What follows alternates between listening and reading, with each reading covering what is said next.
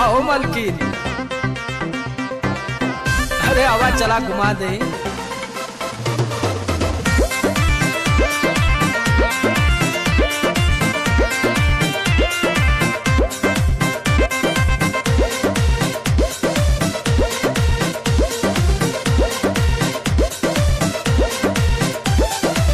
चलो न जानू आज पटना घुमा दूं। अच्छा चल के बजरिया में शॉपिंग करा दूं। बाबू ना सुनो, क्या बात। चलो न जानू आज पटना घुमा दूं। चल के बजरिया में शॉपिंग करा दूं।